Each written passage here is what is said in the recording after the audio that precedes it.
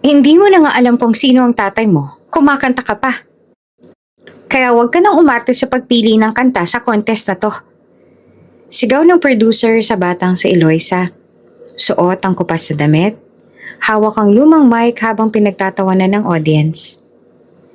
Ilagay yan sa dulo para sa katatawanan para mag-viral tayo. Dagdag ng direktor. Habang ang ibang batay iniinsulto rin siya. Sa kabilang banda, isang alert call ang natanggap ng billionaire businessman na si Donato. Sir, natagpuan na po namin ang anak ninyo. Isinali siya sa contest para ipahiya. Tumindig siya agad. Fire all the crew.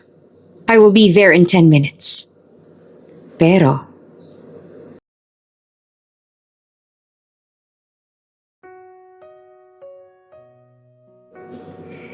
tahimik ang gabi sa penthouse suite ng Villarica Tower. Ang punong gusali ng VTech Industries, isang global tech empire sa Southeast Asia. Sa loob ng kanyang opisina, si Donato Don Villarica ay nakatitig sa city skyline. Malamig ang serbesa sa kanyang kamay, pero mas malamig ang katahimikang bumabalot sa kanyang paligid. Sa mata ng mundo, si Don ay isang makapangyarihang negosyante, binata, walang pamilya, walang bahid ng kahinaan. Ngunit sa likod ng mga business headlines, may lihim siyang kinikimkim. Isang sugat na hindi kayang gamutin ng yaman o tagumpay. Sa edad na 38, hindi na mabilang ang negosyong nailunsad ni Don. Sa bawat launching ng event, sa bawat milyong dolyar na kita, may iisang larawan ang laging laman ng kanyang drawer. Isang lumang litrato ng isang babae, si Miriam. Si Miriam, ang babaeng minahal niya noong siya hindi pa Don Villarica, kundi simpleng Nato. Estudyante sa engineering sa probinsya. Siya ang una niyang pag-ibig. Pero tulad ng karamihan sa mga trahedyang pag-ibig, natapos ito hindi sa pag-uusap, kundi sa katahimikan. Walang paalam, walang paliwanag. Sir, tapos na pong investor pitch. Umabot ng 6 million ang commitment, sabi ng kanyang assistant na si Luis habang pumapasok sa opisina. Gusto po nilang mag-toast kasama kayo. Ngunit imbes na ngumiti, tumango lamang si Don. Ikaw nang kumausap. Gusto ko ng katahimikan. May problema po ba, sir? Luis, sabay turo sa litrato ni Miriam sa drawer. Naisip mo na bang may anak ka pero hindi mo alam kung saan? Napakunot si Luis. Hindi niya inaasahan ang tanong. Anak po, sir? Hindi ako sigurado. Sabay biglang tayo ni Don at naglakad palapit sa salamin. Pero minsan sa panaginip, naririnig ko ang boses ng isang bata. Babae. Umaawit. Tapos tinatawag akong Papa. Pero pagising ko wala naman akong anak. Hindi ba kaya nababaliw lang ako? Nako, siguro po multo ng nakaraan? Tahimik si Don. Ngunit sa puso niya, alam niyang may bahagi ng kanyang buhay na hindi pa niya nasusubukang hanapin. Kinabukasan, isang lihim na pagpupulong ang isinagawa ni Don kasama ang isa sa pinakakilalang private investigator sa bansa. Hanapin mo ang babaeng to. Sabay abot ng litrato ni Miriam. Gusto kong malaman kung nasan siya, kung buhay pa, kung may iniwang anak. Matagal na po ito, mukhang mahirap na silang hanapin lalo na kung walang digital trail ng babae. Hindi ako nagbabayad para makarinig ng salitang mahirap. Malamig na sagot ni Don. Hanapin mo. Bibilhin ko lahat ng impormasyon na kakailanganin mo. Mabilis na gumalaw ang investigasyon.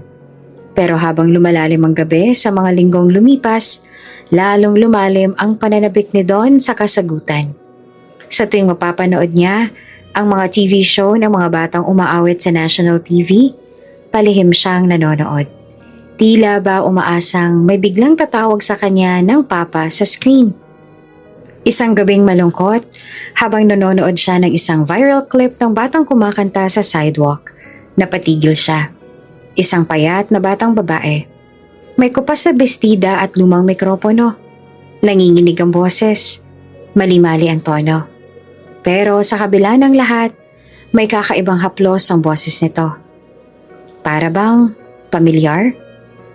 Tila may kirot naman sa dibdib ni Don habang pinapanood ito. Biglang bumilis ang tibok ng kanyang puso. "Luis!" sigaw niya. Nagulat ang assistant at dali-daling pumasok. "Yes, sir?" "Ihanap mo ako ng impormasyon tungkol sa batang to. Lahat. Pangalan, tirahan, background, sinong kumuha ng video, anong show to?" Bata po yan galing sa foster home. Mukhang galing sa audition sa isang maliit na reality show. Wala pong nanay, patay na raw. At walang impormasyon kung sino ang ama." Tila may nadurog sa puso ni Don. Napaupo siya. "Wala bang pangalan?" "Meron po, Eloisa. Eloisa Salvador." Napahawak si Don sa kanyang sentido. Eloisa? Sa isip niya ay bumalik ang isang alaala. Ang huling beses na nakita niya si Miriam. 5 taon matapos silang maghiwalay. Buntis ito noon, nakasuot ng kulay rosas na dress, habang palihim siyang pinagmamasdan sa kapilang kalsada. Hindi siya naglakas loob na lumapit. Kung iyon nga ang anak ko, mahina niyang bulong. Paano ko ito haharapin ngayon? Tahimik ang paligid, pero sa puso ni Don, may sigaw ng matinding pagsisisi. Ang isang lihim na itinago ng nakaraan ay unti-unting bumubulgar ng sarili nitong awit. Mainit ang araw sa isang mumurahing amusement park sa Tagaytay. Sa gitna ng mga lumang rides na halos hindi na umaandar, may isang batang babae na nakaupo sa gilid ng fountain.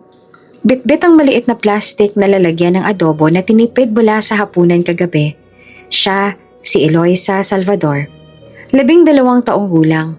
Payat, kulot ang buhok at may matang tila laging nag-aabang ng pag-asa kahit wala namang dumarating.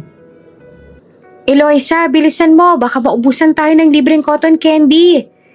Sigaw ng isa sa mga foster kids na kasama niya. Ngunit hindi gumalaw si Eloisa. Mas pinili niyang manahimik. Nakatitig sa isang maliit na stage kung saan may libreng singing booth para sa mga bata. Dala-dala niya ang isang luma at kupas na songbook na iniwan ng kanyang ina. Ang yumaong si Miriam. "Ito lang ang naiwan ni Mama sa akin." Bulong niya sa sarili. Hawak ang songbook habang pinipisil ang dulo ng lumang pahina na may mga sulat kamay ng lyrics at chords. Sabi niya, kapag kumanta raw ako mula sa puso, maririnig siya sa hangin. Mula sa malayo, pinagmamasdan siya ng kanilang foster home caretaker. Laging tahimik yang si Eloisa. Bulong nito sa kausap niyang staff. Laging may hawak na songbook. At kapag may pagkakataon, kumakanta mag-isa kahit nanginginig ang boses. Wala naman sa tono. Sagot naman ng isa pa. Kaya nga pinagtatawanan niya ng ibang bata Feeling magaling. Habang tumutugtog ang background music sa park, sinubukan ni Eloisa na lumapit sa booth. May mga batang nasa pila, magaganda ang suot. May mga kasamang magulang na nakasuporta at sumisigaw ng, "Kaya mo yan!" Si Eloisa lang ang nag-iisa. Walang nag-cheer, wala kahit sino. Nang siya nang tinawag, tumayo siya ng dahan-dahan. Nanginginig ang kamay habang hawak ang mikroponong may lamat sa gilid. "Anong kakantahin mo, Iha?" Tanong ng staff. "Bituing walang ningning," sagot ni Eloisa na halos hindi marinig dahil sa kaba. Nag-umpisa ang -1. Ang unang linya pa lang, nagkamali na siya. Tumawa ang mga batang nanonood. May humiyaw ng, "Uwi na lang!" At may isang batang binatilyo ang sumigaw ng, "Boses pala ka!" Napatingin si Eloisa sa audience, pero pinilit niyang tapusin ang kanta. Sa huling chorus, umiyak siya habang umaawit. Hindi dahil sa hiya, kundi dahil miss na miss niya na ang kanyang ina. Pagkatapos ng kanta ay walang palakpakan. Tahimik ang lahat. Hindi dahil humanga sila, kundi dahil hindi nila alam kung maaawa ba sila o tatawa. Ilang sandali pa, may tumikim at nagsimulang pumalakpak. Isang batang babae rin. Sumunod ang ilang tao, pero hindi na rin nagtagal. Lumabas ng booth si Eloisa at naupo sa fountain muli. Tahimik, bitbit pa rin ang songbook na basa na ng luha. Kinagabihan sa foster home habang naghahapunan ng instant noodles sa tinapay, biglang nagsalita si Karen, isa sa mga pinakamataray niyang kasamahan.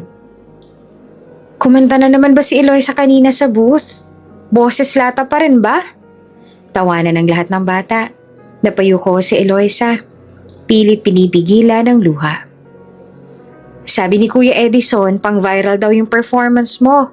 Parang yung mga tinatawanan sa TV. Baka nga isali ka sa talent show bilang comic act eh. Pwede bang tumahimik na lang kayong lahat?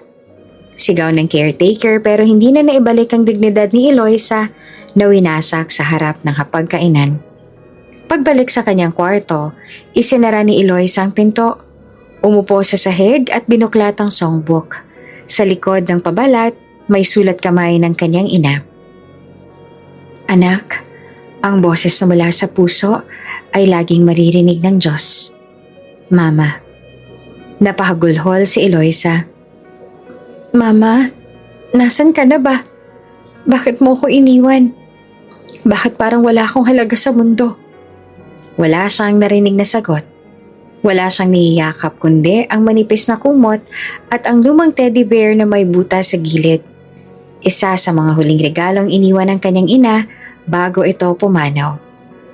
Ilang linggo ang lumipas at muling bumalik si Eloisa sa park. Hindi para kumanta, kundi para tumambay. Ngunit sa hindi inaasahang pagkakataon, may isang lalaking may hawak na DSLR camera ang lumapit sa kanya. Miss, pwede ka bang makuhaan ng video habang kumakanta? Project lang namin to. Nag-aalinlangan man si Eloisa ay pumayag ito. Ay, okay lang po pero hindi po ako magaling. Habang inion ng lalaki ang kamera, pumwesto si Eloisa sa gilid ng carousel. Huminga siya ng malalim at nagsimula siyang umawit ng Tanging Yaman.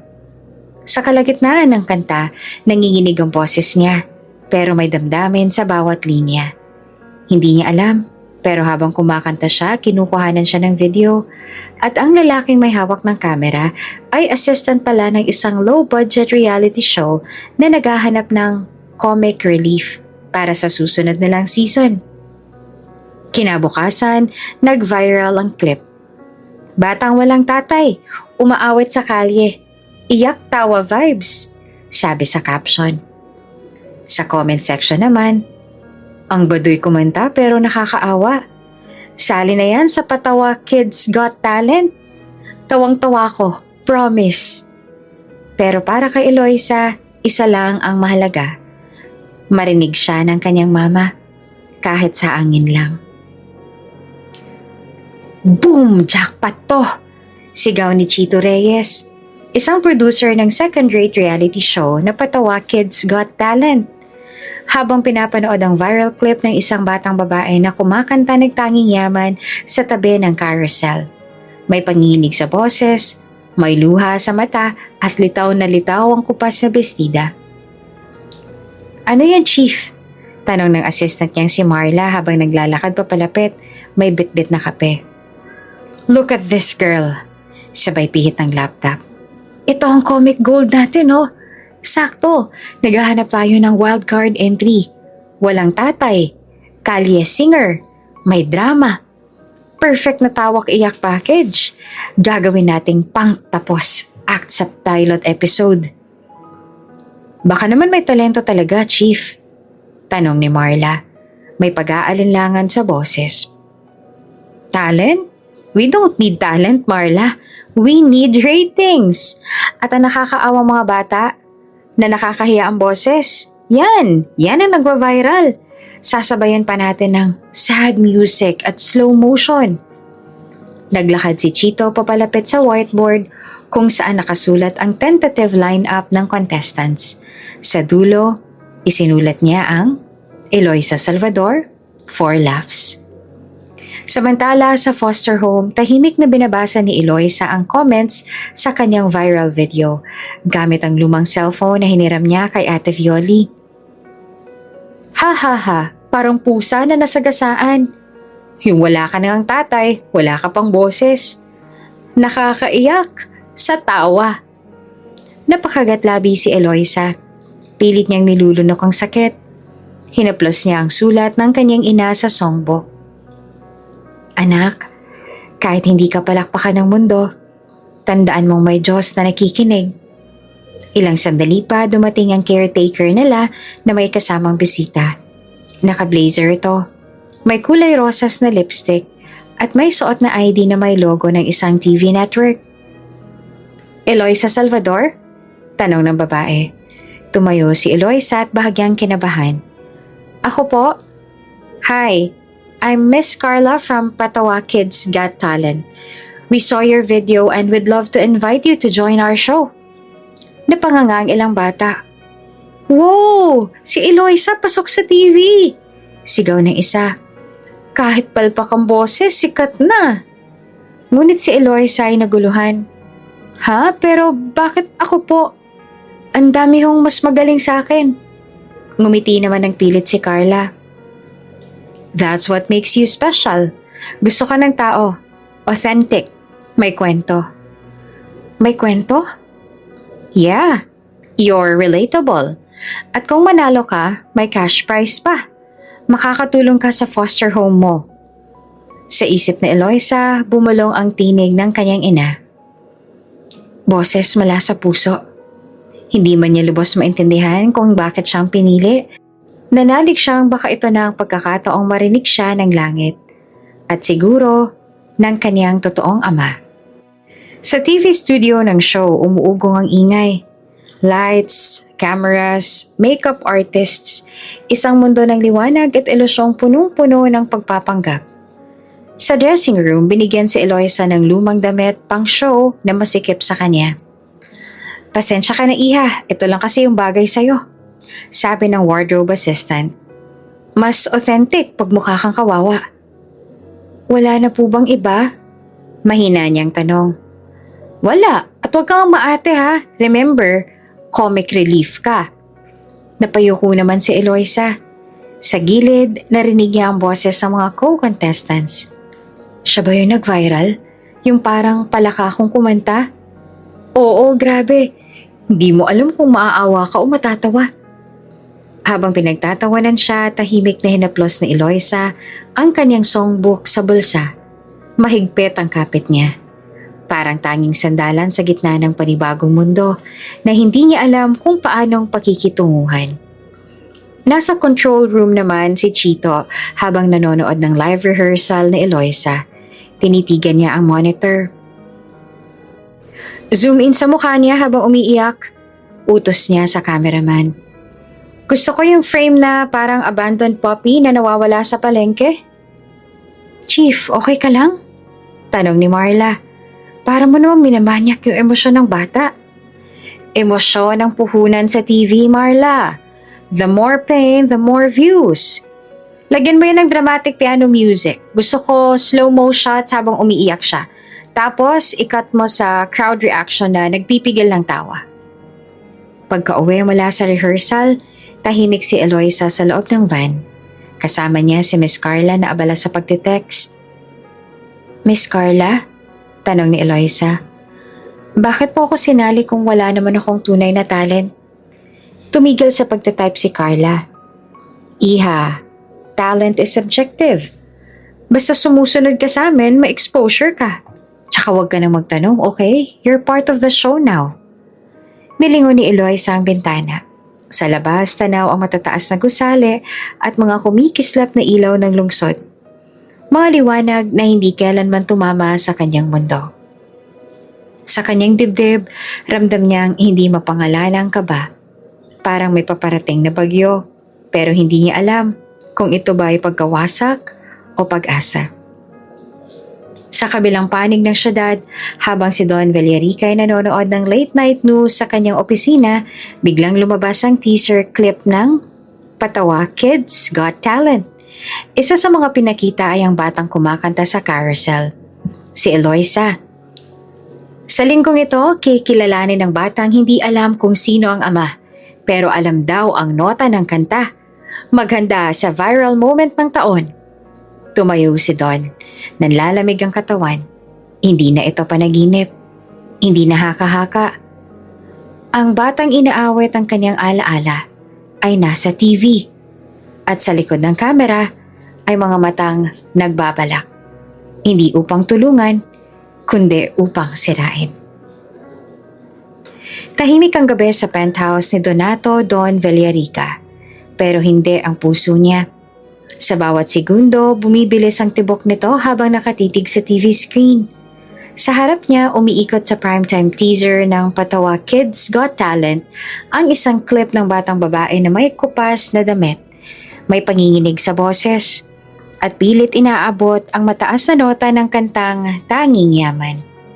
Pero sa likod ng mga salita ng host, mas malakas ang tunog ng katahimikan.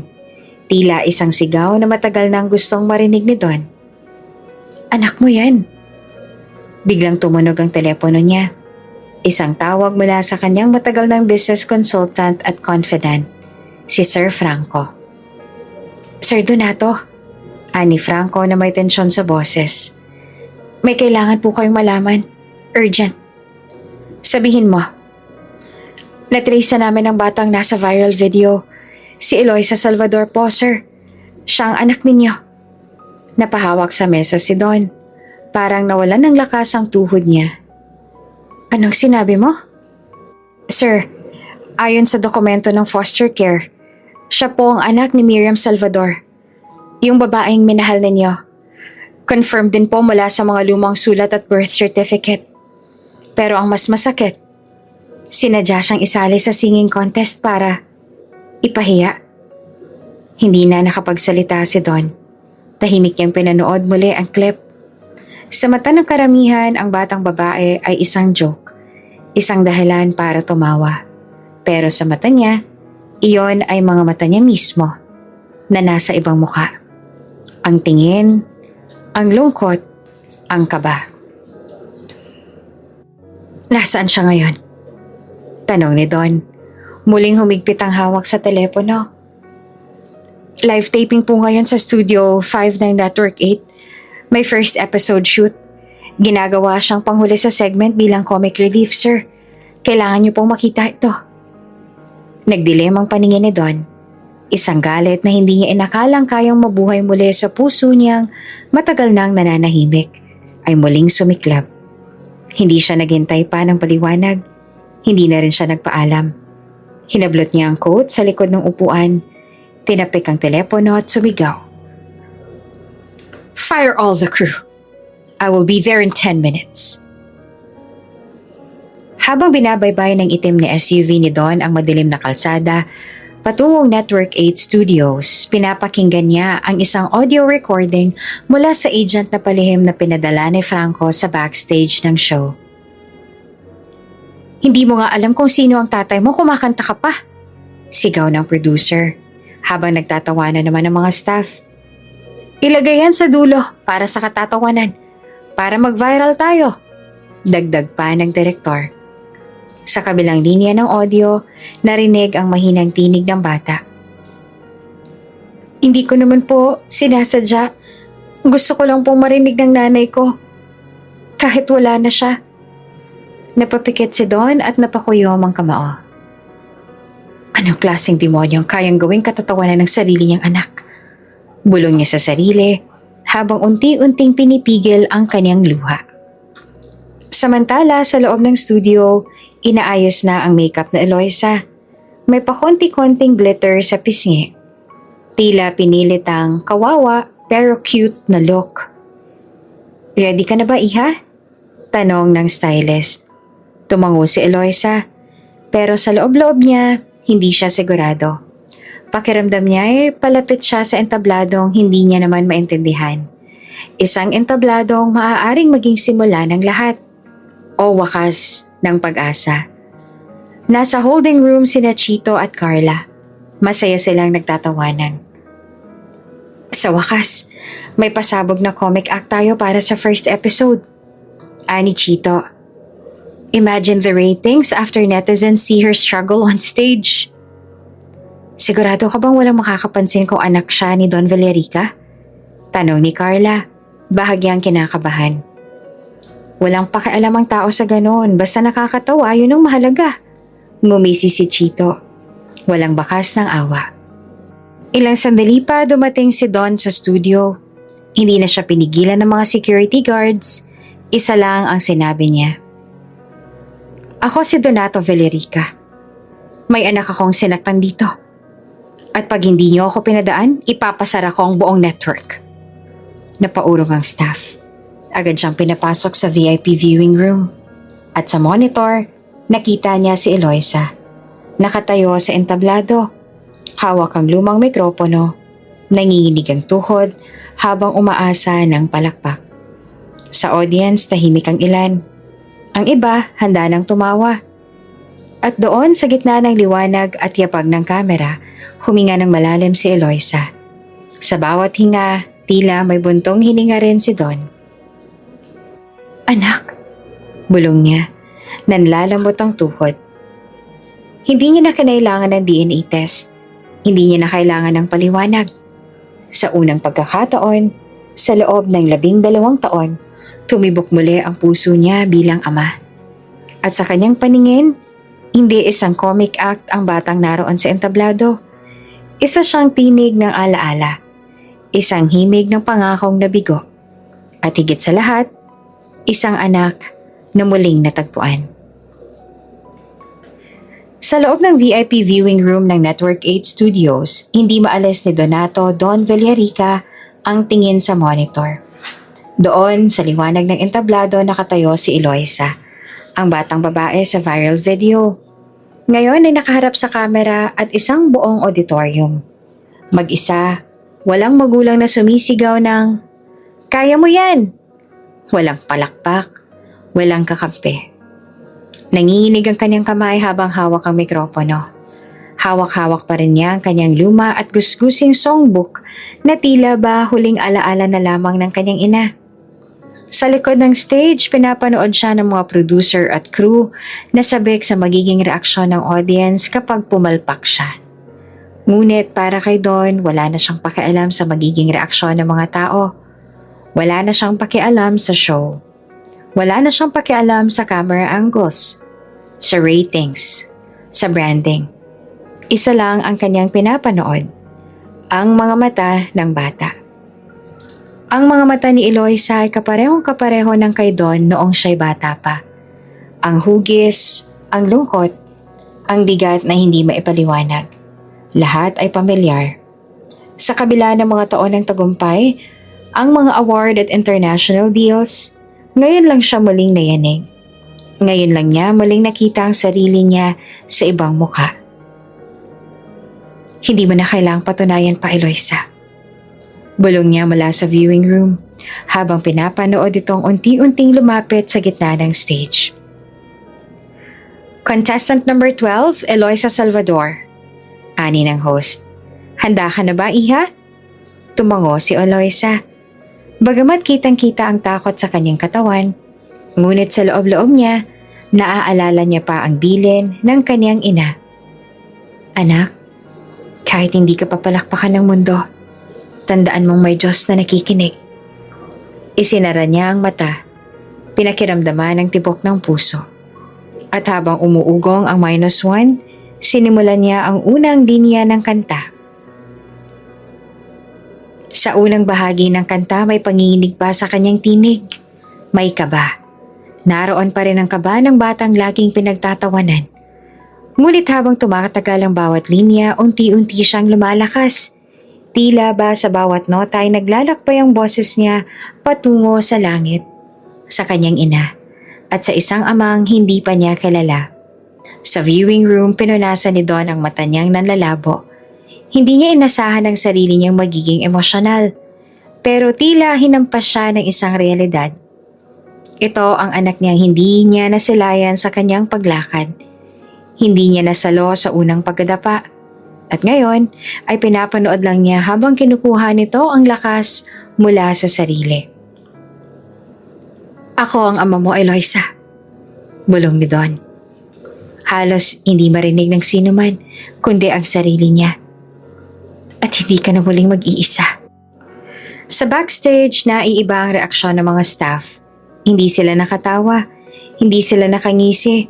May ibang naiyak, may iba na tahimik lamang. Si Carla, ang associate producer, ay napakagatlabi habang pinapanood ang performance. Akala ko ba comic relief to? Tanong ng isang cameraman. Hindi ko alam, sagot ni Carla habang nakatitig kay Eloisa. Bakit parang may nararamdaman ako? Hindi sumagot si Chito. Tahimik siyang nakatitig sa screen, tila na bahala.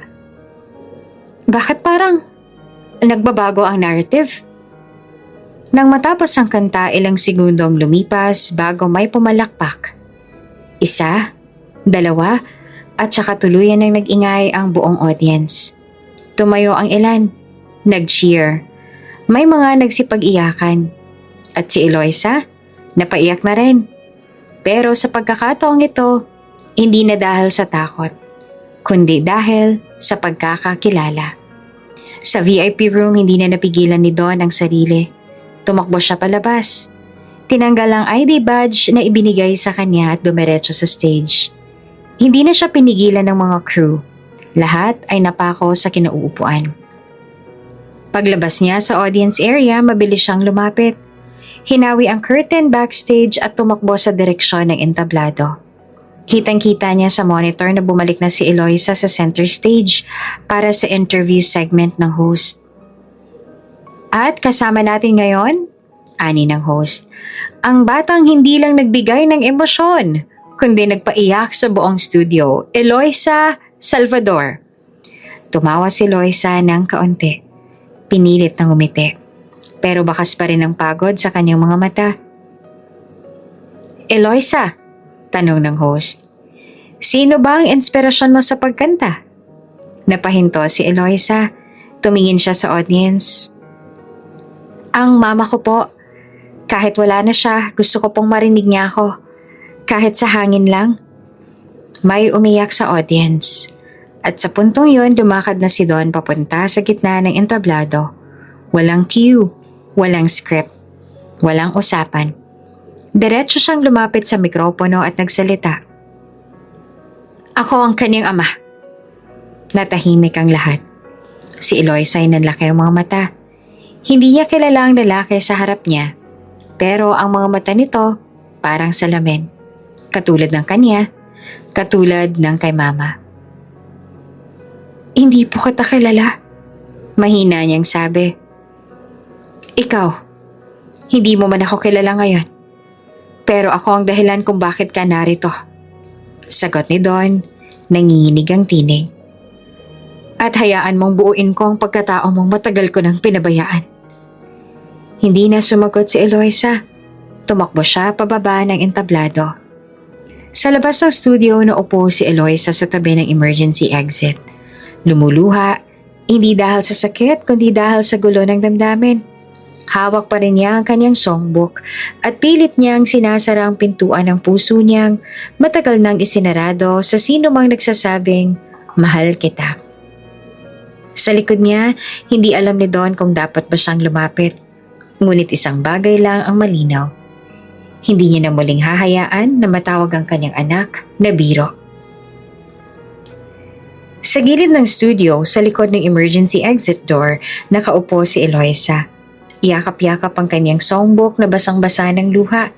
Hindi pa rin siya makapaniwala sa mga nangyari. Isang estranghero ang bigla na lang sumugod sa entablado at ipinahayag sa buong bansa na siya raw ang ama niya. Parang eksena lang sa drama sa TV. Pero ngayon, siya mismo ang nasa loob ng palabas. Tahimik, malamig ang hangin sa labas. Ang mga palad niya ay pawis na pawis sa kaba at gulo ng damdamin. Ano ba to? Isang panaginip?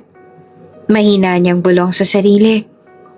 Wala siyang ideya kung sino ang lalaki, pero isang bagay lang ang hindi niya matanggal sa isip. Ang mga mata nito, katulad ng sa kanya, katulad ng kay Mama.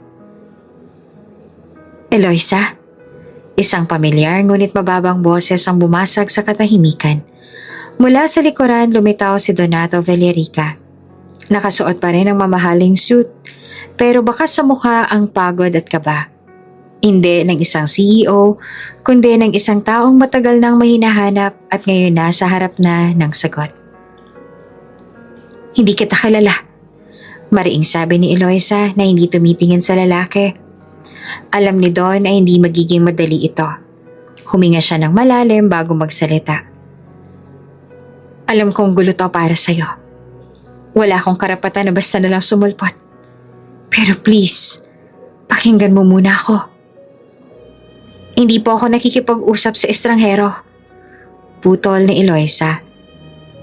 Lalo na sa mga nagpapanggap na magulang. Napayuho si Don. Masakit, pero alam niyang karapat-dapat siya sa lahat ng pagtangging ito. I'm not pretending, sagot niya. Anak kita, Eloisa. Anak kita kay Miriam. Napasulyap si Eloisa. Paano mo nalaman ang pangalan ng mama ko? Dahil minahal ko siya noon. Matagal. Pero pinilit kaming paghiwalayin. Sinaktan siya ng pamilya ko. Pinaalis. At hindi ko na siya muling nakita. Hanggang sa isang gabi, nakita ko ang video mo. Nung kumakanta ka ng Tanging Yaman. Tapos yung mga mata mo, parang boses ng nakaraan na bumabalik para saktan ako. Bakit ngayon ka lang? Bakit ngayon ka lang dumating? Sigaw ni Eloisa. Kung totoo kang ang ama ko, nasan ka nung iniwan ako ni Mama? Nasan ka nung nilibing siya ng walang kahit sinong kamag-anak? Nasan ka nung tinutukso ako ng mga bata sa foster home dahil wala akong tatay? Hindi na napigilan ni Don ang pagtulo ng luha. Hindi siya CEO sa harap ng batang ito. Isa siyang makasalanang ama. Wala ako doon dahil hindi ko alam na may anak ako. Kung nalaman ko man lang sana nun pa kita nahanap. Pero ngayon na nandito ka, hindi na ako lalayo. Tumayo si Eloisa, tumalikod. Pasensya na. Pero huli na, hindi kita kailangan. Gusto siyang habulin ni Don. Gusto niyang ipaliwanag pa. Pero isang pader ang itinayo ni Eloisa at hindi niya pwedeng wasakan ito sa isang gabi lang. Kinabukasan, nag-trending sa social media ang buong pangyayari. CEO Donato Villarica claims child on live TV. Who is Eloisa Salvador? Is this a real-life teleserye? Sa kabila ng atensyon, si Eloisa ay tahimik lang sa kwarto niya sa foster home. Hindi siya lumalabas. Hindi siya kumakain. Hawak lang niya ang isang lumang larawan nila ng kanyang ina. Kumakanta silang dalawa sa harap ng maliit na altar sa bahay na ngayon ay wala na. Sa ibaba ng bahay, naroon si Don. Dala ang basket ng prutas, laruan at mga gamit sa eskwela. Pero hindi siya pinapapasok. Ayaw po talaga siyang kausapin, ani ng caretaker. Hindi po siya lumalabas maghapon. Tinapon din po niya ang sulat niyo kagabi. Tumango si Don. Hindi siya sumuko. Okay lang. Babalik ako bukas. At sa susunod pa. Hanggang sa tanggapin niya ako muli. Sa gabi, kinausap ni Eloisa ang mga foster siblings niya. Tahimik siya sa umpisa pero tuluyan na ring nabukas. Bakit kung kailan okay na ako biglang may darating na magpapagulo? Tanong niya. Pati ba naman ang katahimikan ko kukunin pa? Sana nga totoo yung sinabi niya. Ani Karen, isa sa mga mas matanda sa kanila. Kasi kung totoo, ibig sabihin, may taong nagmamahal sa'yo. Kahit hindi mo siya kilala. Hindi lahat ng lumalapit ay totoo. Sagot ni Eloisa. Lahat ng lumapit sa akin, iniwan rin ako. Tumahimik ang lahat. Habang umiiyak si Eloisa sa ilalim ng kumot, Hindi niya namalayang may CCTV camera pala sa labas ng foster home. Isa ito sa pinakamatandang system na ininstall ng LGU dati pa at ang lahat ng tunog ay naire-record. At sa opisina ni Don, pinapanood niya iyon. Hindi para manmanan ng anak, kundi para unawain siya. At doon niya narinig ang pinakamasakit na salita mula sa labi ng bata. Lahat ng lumapit sa akin, iniwan rin ako. Tumigil si Don, napatayo, walang salita, walang paliwanag. Ang puso niya ay tila binugbog ng bawat salitang iyon. At sa oras na yon, isa lang ang pinanghahawakan niya. Hindi siya lalayo. Hindi siya susuko. Hindi pa ito ang dulo ng kwento. Ito pa lang ang simula ng tulay na panunuyo ng isang ama sa anak na matagal nang sugatan. Makalipas ang ilang araw, nananatiling sarado ang mundo ni Eloisa sa kahit anong pagbukas ng panibagong pintuan. Sa foster home, naging mas tahimik siya. Mas malayo sa ibang bata at mas madalas magkulong sa silid. Ang kanyang songbook ay nananatiling bukas sa pahinang may sulat kamay ng kanyang ina. Pero hindi niya na kinakanta ang mga nilalaman nito. Para bang ang bawat liriko ay naging tinik na lang sa kanyang dibdib. Eloisa, kakain na tayo, tawag ng foster mom. Hindi po ako gutom, maiksing sagot ni Eloisa mula sa loob. Sa halip na kumain, naupo siya sa bintana at pinanood ang langit. Mabigat ang dibdib, parang may bagyong hindi bumababa, pero patuloy ang pag-ikot sa loob niya. Sa ibaba, pinag-uusapan siya ng mga kapwa bata. Bakit kaya ang sungit niya ngayon? Tanong ng isa. Baka kasi binibisita na naman siya ng lalaki nagsasabing tatay niya. Sagot ni Karen. Hindi niya matanggap. Kung ako ngayon matutuwa na ako CEO, sikat, mayaman. Sana nga totoo. Hindi lahat ng magulang na mayaman, marunong magmahal. Singit ni Eloisa na ngayon ay nakatayo na pala sa hagdanan, nakatingin sa kanila. Tumahimik silang lahat. Humakbang si Eloisa pababa, dala ang isang lumang teddy bear. Alam niyo ba kung ilang taon na ako naghintay? Kung ilang beses kong tinanong ang langit kung nasan ang tatay ko? Kung ilang beses akong pinangakuan na may darating na mag-aampon pero lahat sila umalis rin. Hindi ko na kayang muling maniwala. Nagkatinginan ng mga bata, walang makasagot. Hindi dahil sinabi niyang ama ko siya, dapat maniwala agad ako. Ang pagmamahal, hindi lang sinasabi. Dapat pinapatunayan. Wala pa nga siyang napapatunayan kundi ang paggulo sa buhay ko. Samantala sa opisina ni Don Villarica, halos araw-araw niya nang pinapadala ang mga regalo kay Eloisa. Mga libro, bagong songbook, sapatos, pagkain, notebook na may pangalan ni Eloisa sa cover. Pero lahat ng ito binabalik ng foster home. Wala ni isa man ang tinanggap ng bata. Sir, baka kailangan niyong bigyan muna siya ng space? Payo ni Luis, ang kanyang matagal ng assistant. Hindi ko siya iiwan, Luis. Mariing sagot ni Don. Alam kong galit siya. At may karapatan siyang magalit pero hindi ko kayang tanggapin na mabubuhay siya ng iniisip niyang isa lang akong karagdagang sugat sa buhay niya. Tumango si Luis. Anong plano niyo ngayon? Makinig. Iyon ang plano ko. Hindi ako lalapit para magsalita. Lalapit ako para marinig siya. Isang gabi habang naglalakad si Eloisa sa bakuran ng foster home, nadaanan niya ang isang luma at matagal ng sirang swing. Naupo siya roon, tinitigan ang langit, at saka dahan-dahang nagbukas ng kanyang songbook. Binasa niya ng paanas ang isang sulat ng kanyang ina. Kung sakali mang mawala ako, anak, huwag kang matakot magmahal. Hindi lahat ng lumalapit ay aalis. Minsan may darating na mananatili. Hanapin mo ang iyong ama, Eloisa. Mabuti siyang tao. Hindi niya tayo iniwan. Pinilit lang tayong paghiwalayin. Baka piliin ka na niya ngayon. Napaluha si Eloisa. Nanginginig ang kanyang labi. Pilit niyang ikinuyom ang pahina ng songbook at isinara ito. Paano ako maniniwala, Mama? Kung lahat ng lumapit, iniwan din ako. Sa di kalayuan, nakatago si Don sa loob ng kanyang sasakyan. Hindi siya bumaba, pero pinapanood niya si Eloisa mula sa bintana. Sa mga mata ng anak, nakita niya ang sakit na hindi maitatago ng kahit anong salita. At doon niya napagtanto na ang galit ni Eloisa ay hindi simpleng inis. Ito ay proteksyon. Isang muog ng bata laban sa mga pangakong nasira. Kinabukasan muling bumalik si Don sa foster home. Ngunit sa halip na mamahaling regalo, may dala siyang isang lumang larawan. Si Miriam na buntis.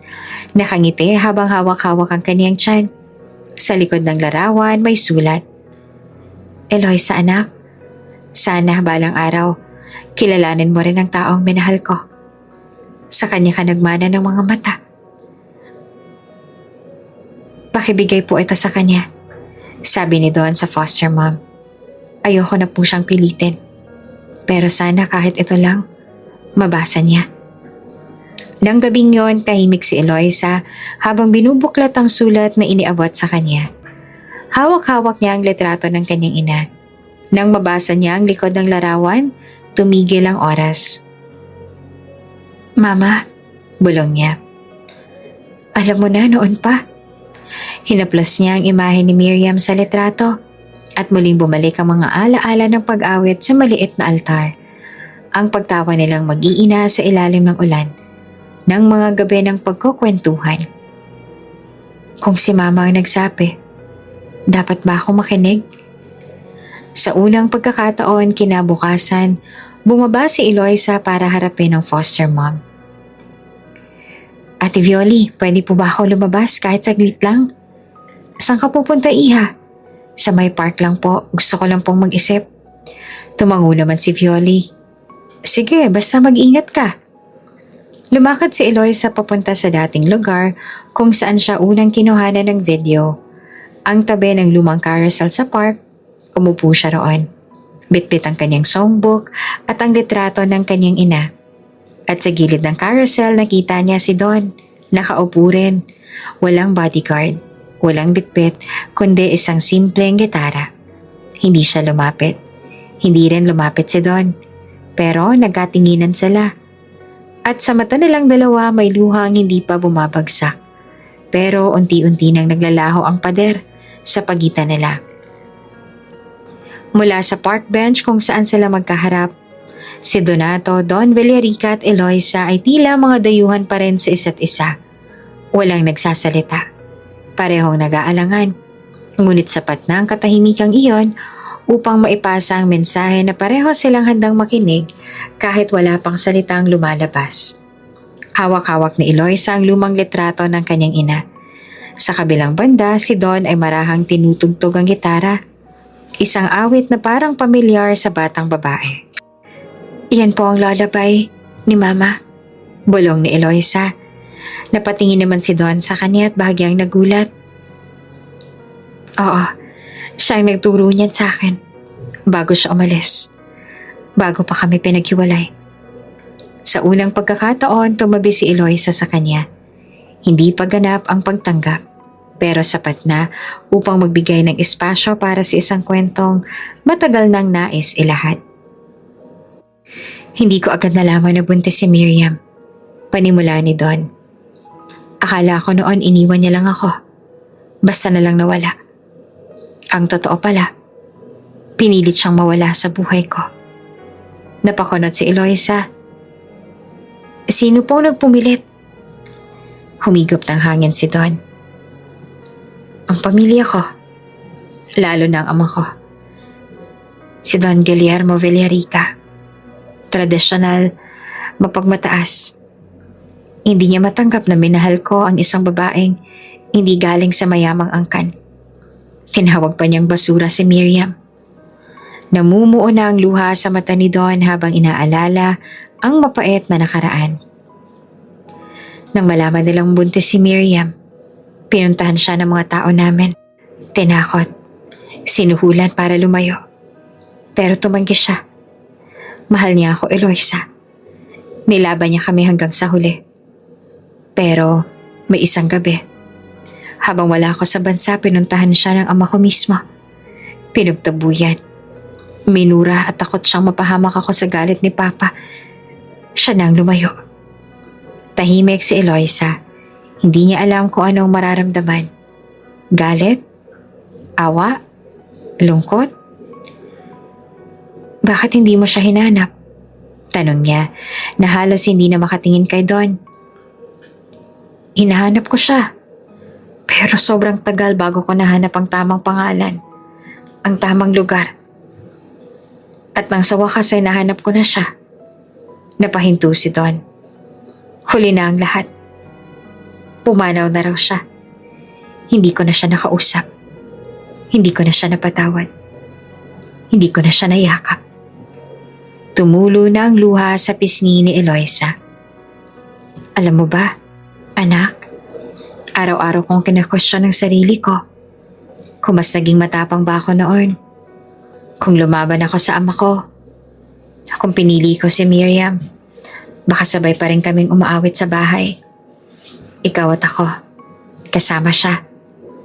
Nagpakatatag si Eloisa, ngunit sa puso niya may unti-unting nabubuwag. Akala ko po iniwan niyo kami. Yun ang laging tanong ko kay mama noon. Mama, bakit po wala akong tatay? Lagi niyang sagot, anak, hindi ka iniwan ng papa mo. Hindi lang siya pinayagang piliin tayo. Napayuho si Don. Anak, sorry. Hindi sapat ang salitang sorry para sa lahat ng hindi ko nagawa. Pero sana, hayaan mong simulan ko. Kahit huli na. Sa gabi ring yun, habang naglalakad pa uwi si Eloisa, mas tahimik siya kaysa karaniwan. Hindi niya alam kung paanong nagbago ang pakiramdam niya, pero alam niyang may nangyayaring mahalaga. Isang bahagi ng kanyang pagkatao ang tila nabigyan ng liwanag. Pagdating niya sa foster home, tinawag siya ni Ate Violi. Oops! May break muna. Gusto mo bang ma-shoutout dito sa channel ni Ate Jane? Mag-comment lang ng lesson you learned from the latest story uploaded. Dahil pipili kami ng isang best comment of the day para i-shoutout sa susunod na upload. Kaya huwag kalimutang mag-iwan ng lesson you learned after you watch this video. Maraming salamat! Shoutout nga pala kina Mary Lou Calpe from Angono, Rizal, Amelita Furog from Pangdan, Cambanay, Danao City, Cebu, at Amalia Caleze. Sa ating mga taga-subaybay, paki-comment naman po sa baba kung taga saan kayo para alam ko kung hanggang saan umaabot ang mga kwento ni Ate Jane at para ma-shoutout ko kayo sa mga susunod pa nating mga kwento. Maraming salamat sa pakikinig.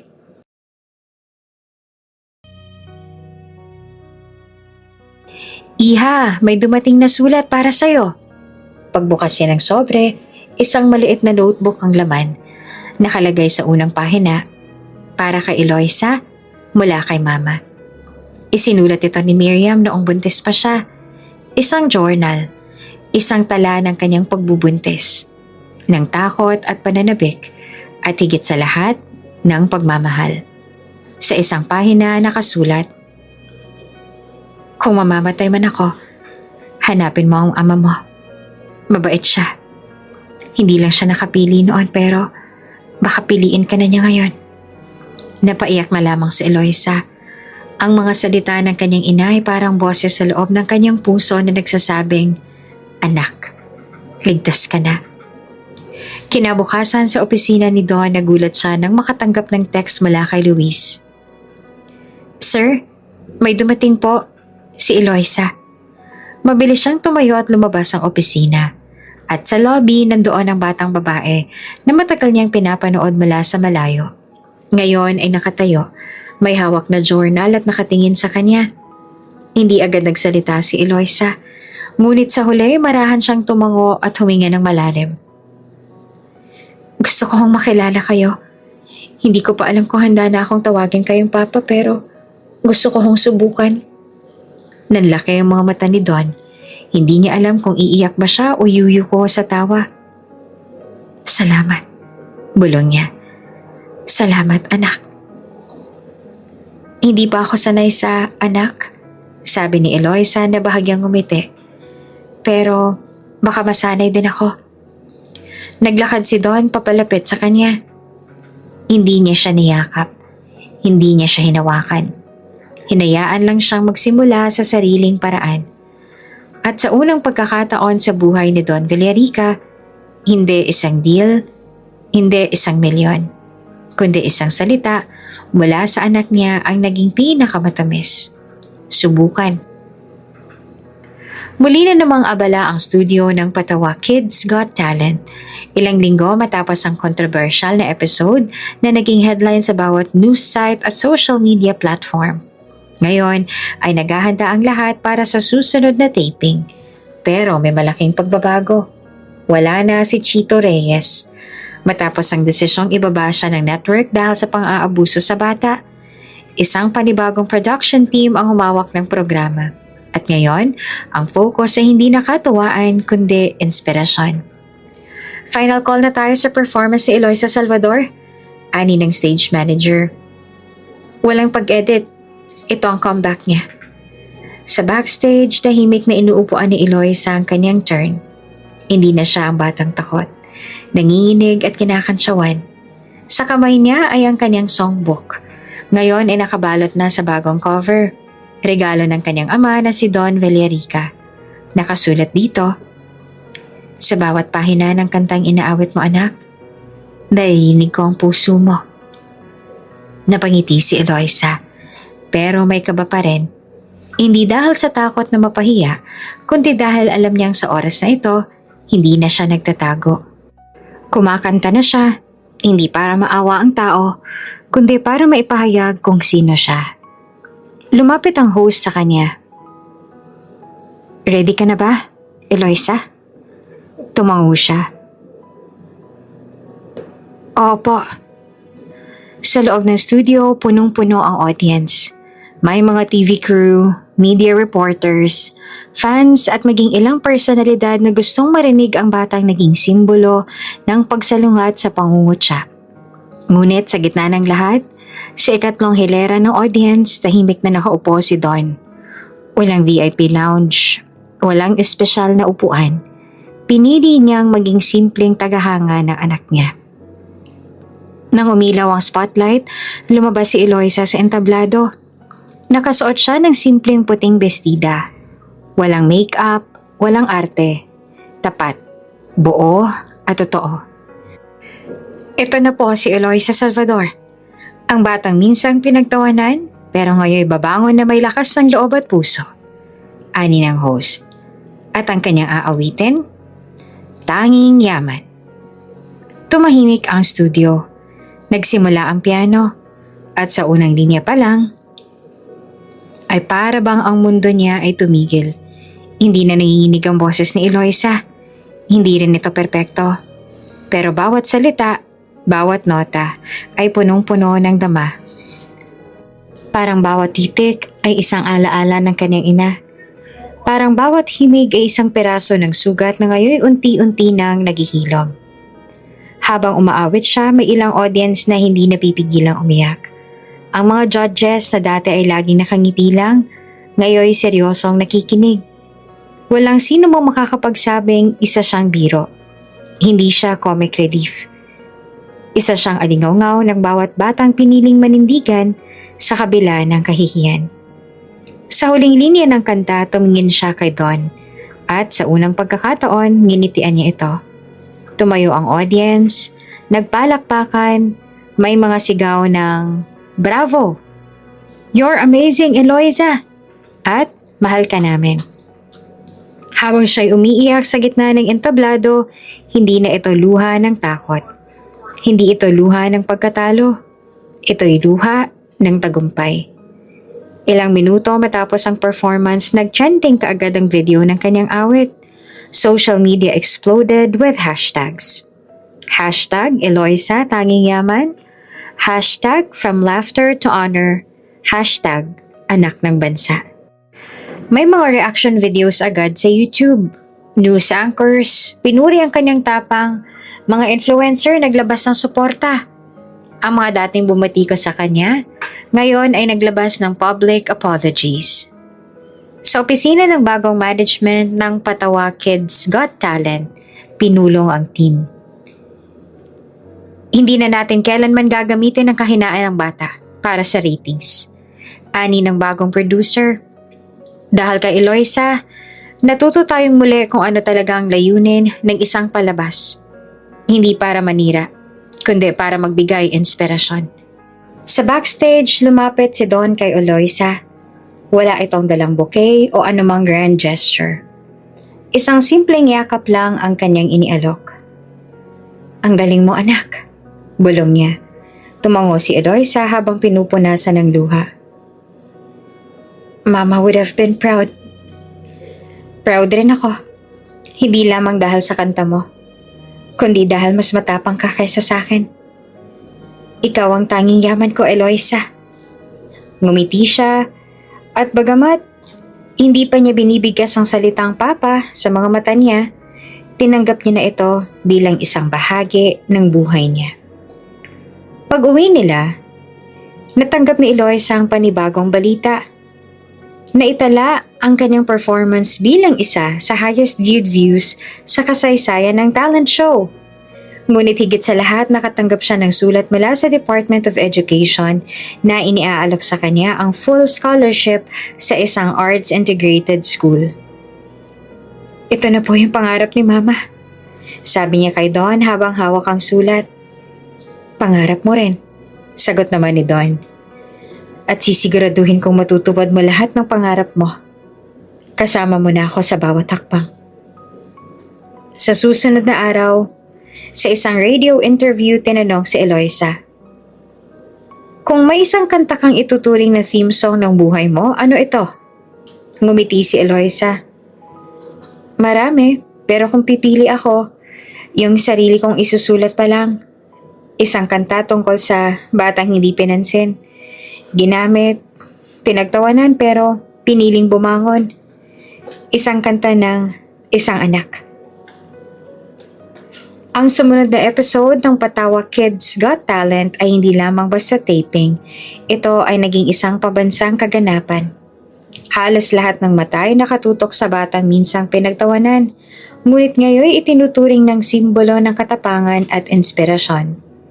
Ang pangalan ni Eloisa Salvador ay naging bahagi na ng bawat sambahayan, mula sa mga nanay na umiiyak sa kanyang kwento, sa mga batang umiidolo sa kanya, hanggang sa mga ama't anak na ngayon muling pinagninilayan ang kahalagahan ng pamilya. Muling binigyan ng slot si Eloisa para sa isang special segment. Hindi ito bahagi ng kompetisyon kundi isang tribute performance sa kanyang ina, sa kanyang naging paglalakbay, at sa kanyang muling pagkakakilala sa sarili. Pero hindi lang siya ang may planong magpahayag ng damdamin. May plano rin si Donato Villarica, ang taong tahimik lang na sumuporta sa gilid, ngunit ngayon handang magsalita sa gitna ng liwanag.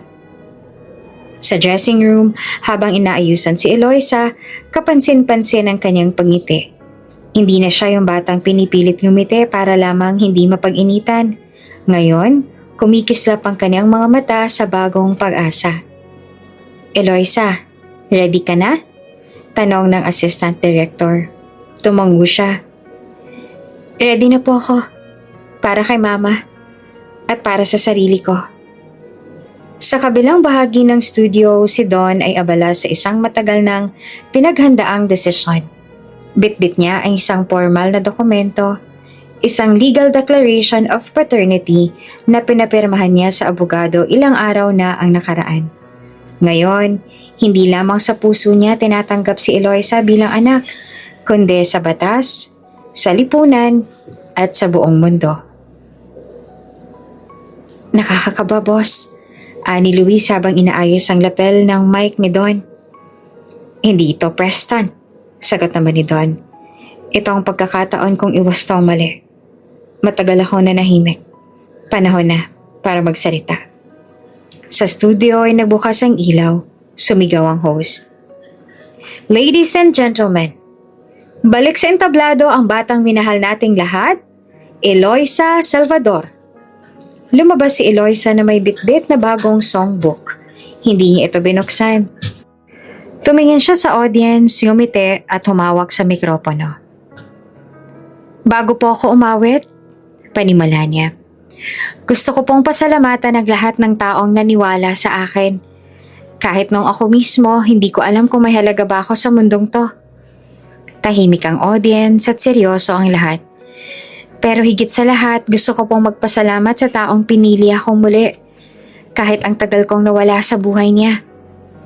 Lumingon si Eloisa sa bandang gilid ng stage. Doon nakatayo si Don. May hawak siyang mikropono. Nagulat ang audience. May bulungan. May kilig, may gulat. Pero higit sa lahat, may antisipasyon. Lumapit si Don sa gitna ng entablado at tumabi kay Eloisa. Tumingin sa kamera at sa milyong-milyong nanonood sa kanilang mga tahanan.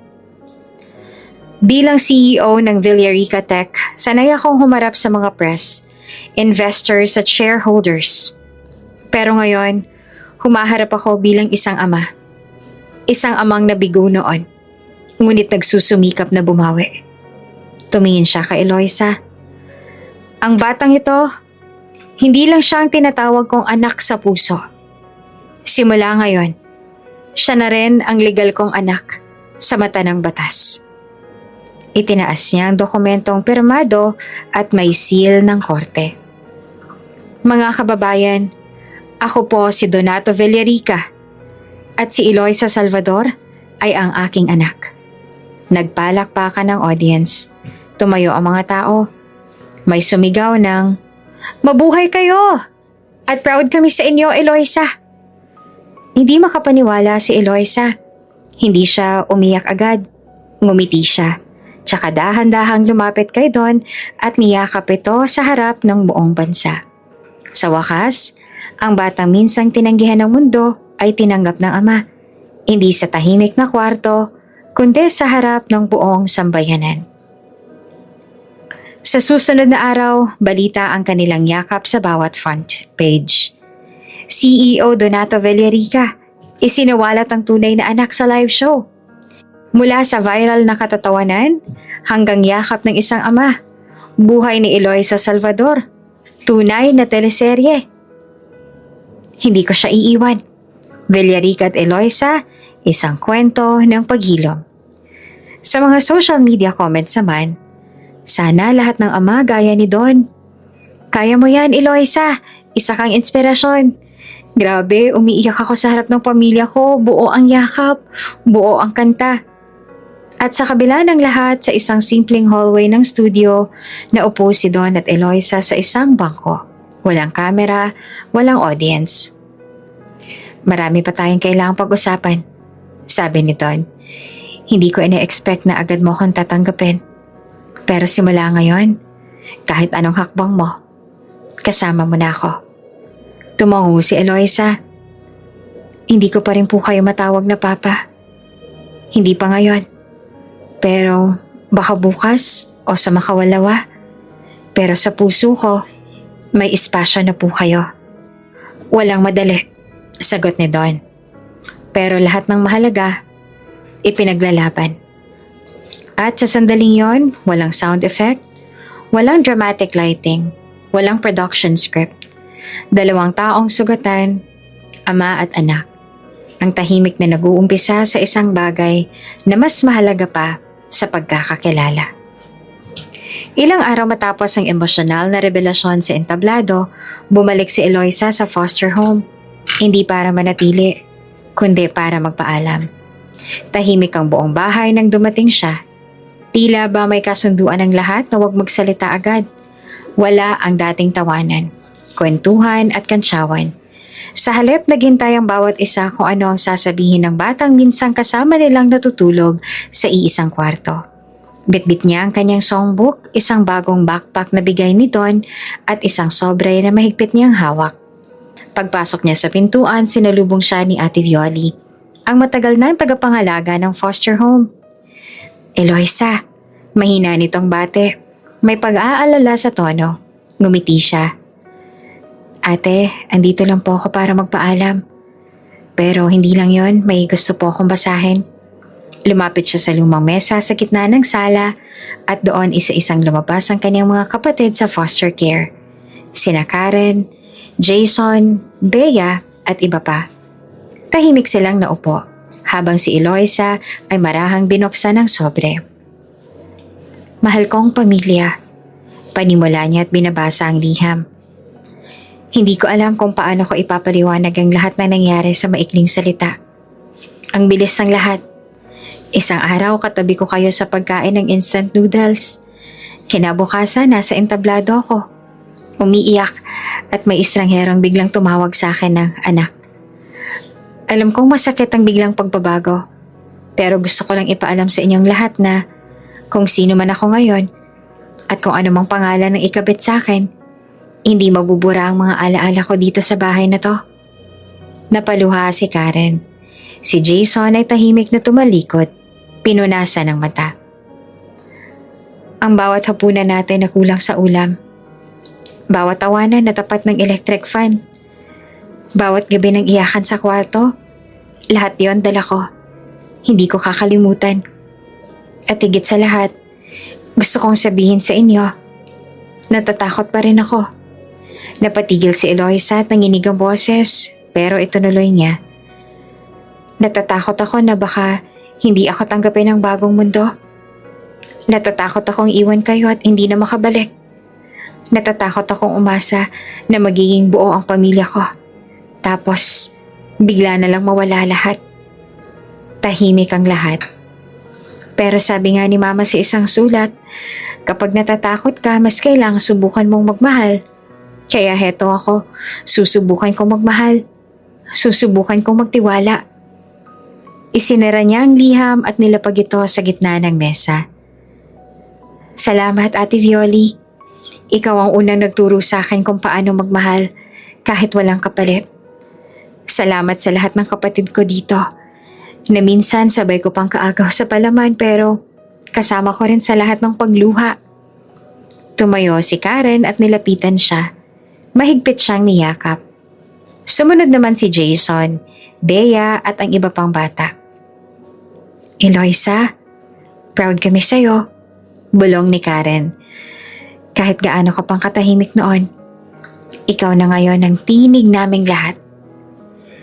Pagkatapos ng hapunan, lumabas si Eloisa sa likod ng bahay kung saan naroon ang maliit na hardin na siya mismo ang nagtanim ng mga halaman.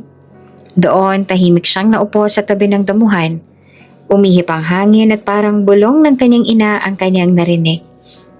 Anak, napatingala siya sa langit. Sa gitna ng dilim, nakita niya ang kislap ng iilang bituin. Mama, aalis na ako, mahina niyang sabi.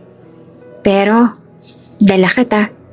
Sa bawat kanta, sa bawat hakbang, sa bawat pagkakataong matatakot ako. Kinabukasan, maagang dumating si Don sa tapat ng foster home. Hindi siya bumusina, hindi siya nagmadali. Tahimik siyang bumaba ng kotse, bit-bit ang isang maliit na kahon. Nang bumukas ang gate ay lumabas si Eloisa. Suot ang simpleng puting blouse. May maliit na kwintas na may pendant sa anyo ng treble clef. At may bit-bit ding maliit na backpack. Handa ka na ba? Tanong ni Don. Handa nang subukan, sagot ni Eloisa. Ibinigay ni Don ang kahon. Gusto ko lang sana kung okay lang sa'yo. Dalhin mo to sa bagong bahay natin. Binuksan ni Eloisa ang kahon. Sa loob, isang luma at kalawangin ng music box.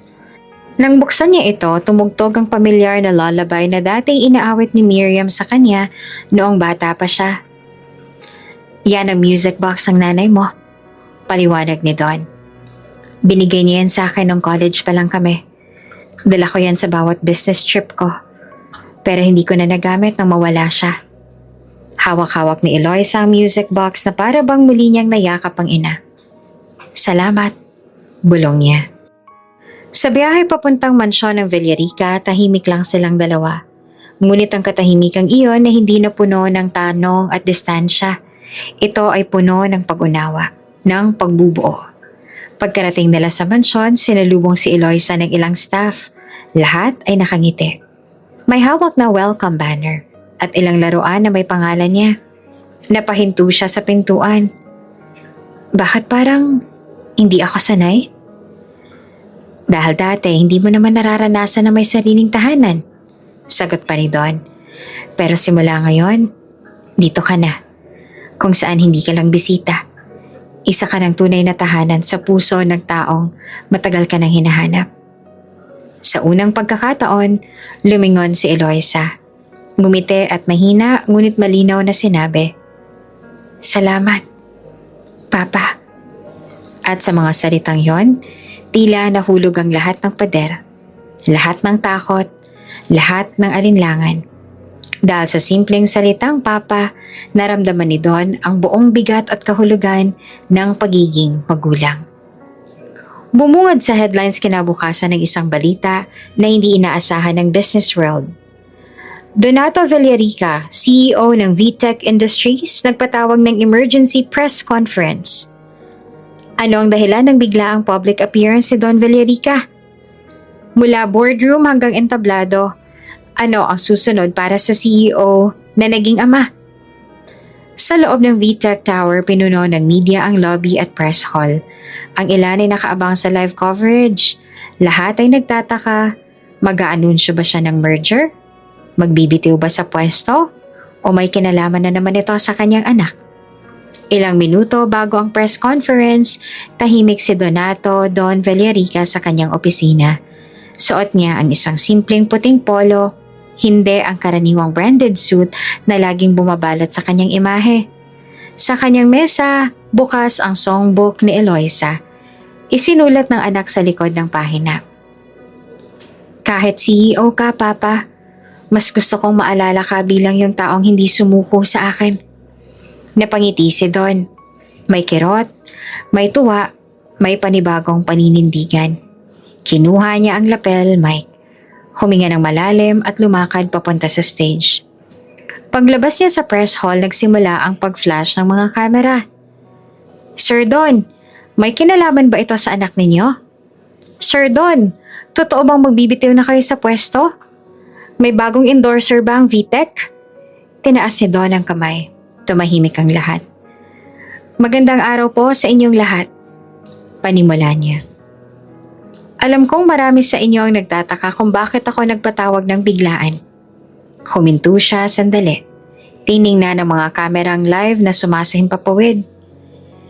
"Sanay kayong makita ako sa mundo ng negosyo. Sa mga eksenang puno ng numero, graphs, market shares at innovations. Pero ngayong araw, hindi ako narito bilang CEO, ngunit narito ako bilang isang tao, bilang isang ama, bilang isang taong natuto mula sa kanyang sariling pagkukulang." Kumapit siya sa podium, marahang nagpatuloy. "Ang totoo, maraming taon akong tumakbo mula sa mga tanong na ayokong sagutin. Nagpakaabala ako sa trabaho, sa expansion, sa tagumpay, pero sa likod ng lahat ng yon, may isang batang babaeng umawit sa kalye na nagpabagsak sa lahat ng muog na itinayo ko." Walang kumikibo sa audience. Lahat ay nakatuon sa bawat salitang binibitawan niya.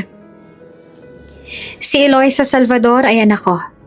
Hindi ko alam na nabuhay siya. Hindi ko siya nasaksihan sa unang hakbang, sa unang kanta, sa unang luha. Pero ngayon, ibibigay ko ang buong lakas, oras at puso ko para siya'y masamahan sa bawat hakbang na natitira pa." Pinindot niya ang clicker sa remote at lumitaw sa screen ang larawan nila ni Eloisa.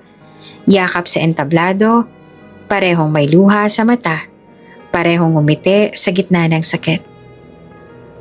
"Simula ngayon, ibinibigay ko ang malaking bahagi ng aking kita at share sa Villarica Foundation na magiging pangunahing layunin ay ang pagkalinga sa mga batang nasa foster care system. Dahil kung si Eloisa ay hindi pinagtawanan, hindi kinutya, at binigyan ng pagkakataon noon pa, baka mas maaga ko siyang nakapiling." May tumayo mula sa audience, isang reporter. "Sir Don, ibig po bang sabihin nito ay aalis na kayo bilang CEO ng VTech?" Ngumiti si Don. Hindi ako aalis pero babaguhin ko ang paraan ng pamumuno. Hindi lamang para sa shareholders, kundi para sa mga batang katulad ng anak ko na may pangarap, may talento at higit sa lahat, may karapatang marinig. Pagbalik niya sa mansyon, nadatnan niya nakaupo si Eloisa sa harap ng lumang piano sa music room. Hindi niya alam na may live stream pala ang press con at napanood ito ng anak niya ng buo. Papa, tawag ni Eloisa habang pinipisil ang ilang nota. Narinig ko yung sinabi mo. Tumabi si Don sa kanya. Baka kasi hindi ko masabi ng harapan. Baka mas malinaw kapag sinigaw ko sa buong mundo. Salamat. Mahina, ngunit buo ang tinig ni Eloisa. Ngayon, masigurado na akong hindi mo ako iiwan. Nagbiro si Don. CEO ako ng VTech pero mas gusto ko ng tawaging tatay ni Eloisa. Tumawa si Eloisa at saka tumugtog ng simpleng melodiya. Ang unang kanta na tinuro raw sa kanya ni Miriam. Naalala ko si Mama. Lagi niyang sinasabi, kapag umawit ka mula sa sugat, ang bawat tao sa paligid mo makakaramdam ng paghilom. Ganon ang ginawa mo sa akin, anak. Sagot ni Don. Ginising mo ang parte ng puso kong matagal ng tulog. Hindi ko na ibabalik ang nakaraan. Pero pwede kong buuin na ngayon. Ilang araw pang lumipas pero ang epekto ng press con ay patuloy. Dumagsa ang donasyon sa Villarica Foundation. Nagpadala ng sulat ang Department of Social Welfare. Nagpapasalamat sa advokasiyang itinaguyod ng mag-ama. Ang ilang mga foster home sa probinsya ay nagsimulang tumanggap ng dagdag na pondo.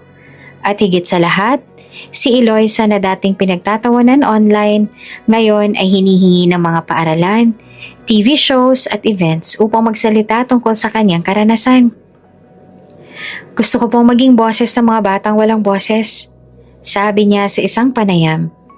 At gusto ko pong ipaalam sa mundo na ang pagtanggap ay hindi lang tungkol sa dugo, kundi sa paninindigan. Sa loob ng silid niya, sinimulan na rin niyang isulat ang sariling kanta, isang awitin na hindi para patunayan ng galing, kundi para ihandog sa mga batang tulad niya na minsang pinaniniwalaang wala silang halaga. At sa tabi ng piano, palaging naroon si Don. Tahimik, mapagmatsyag, handa. Isang dating CEO na ngayon muling natututo kung paanong magmahal ng totoo. Habang abala si Don sa isang virtual meeting kasama ang board members ng Villarica Tech, si Eloisa naman ay nasa kanyang silid. Nakaupo sa carpeted floor, napapalibutan ng mga lumang gamit mula sa foster home na pinadala sa kanya ng dating caretaker na si Ate Violi bilang regalo matapos ang kanyang opisyal na paglipat sa mansyon. Isang malaking kahon ang alaala, lumang damit, notebook, crayon drawings at mga laruan na noon ay nagsilbing mga kasama niya sa lungkot. Pero isa sa mga pinakahihintay niyang makita ay ang lumang teddy bear na iniwan sa kanya ng kanyang ina noong siya'y 6 na taong gulang pa lamang. Habang pinipisil-pisil ang malambot, ngunit medyo kupas na balahibo ng teddy bear, napansin ni Eloisa na may kakaiba sa ilalim ng tahi ng likod nito. Parang may nakasiksik sa loob. Isang bagay na hindi niya kailanman napansin sa maraming taon ng pagkayakap dito sa gabi. Kakaiba to bulong niya, sabay kuha ng maliit na gunting at maingat na pinilas ang bahagi ng tahi. Sa loob may nakaipit na isang maliit na sulat, nakatupi sa napakanipis na papel. Halos kasinlaki ng palad ng bata. Dahan-dahan niyang binuksan ito. Kinabahan pero puno ng kuryosidad. Nakasulat ito sa tinta na medyo kupas na, pero malinaw pa ring mababasa. Para sa anak kong si Eloisa. Kung nababasa mo na ang sulat na to, ibig sabihin ay malaki ka na at baka wala na rin ako sa tabi mo. Pasensya ka na anak. Hindi ko ginustong iwan ka. Pero may mga bagay na mas malakas pa sa pagmamahal. Takot, pang-aapi at mga taong ayaw tayong maging masaya. Pero anak, sana dumating ang araw na hanapin mo ang papa mo. Si Donato. Mabait siyang tao. Hindi siya nakapili noon pero hindi dahil sa wala siyang pagmamahal, kundi dahil pinipigilan siyang magmahal ng tama. Mahal ka namin, anak. Binuo ka namin sa pag-ibig, hindi sa kasinungalingan. At tandaan mo, mawala man ako, ang boses mo ang paalala na ako hindi tuluyang nawala. Mama. Naniga si Eloisa. Tumulo ang luha sa kanyang mga pisngi. Nanginginig niyang niyakap ang teddy bear. Isang mensahe mula sa ina na tila isinulat hindi para sa kaginawaan, kundi para gabayan siya sa panahong kailangan niya ng sagot.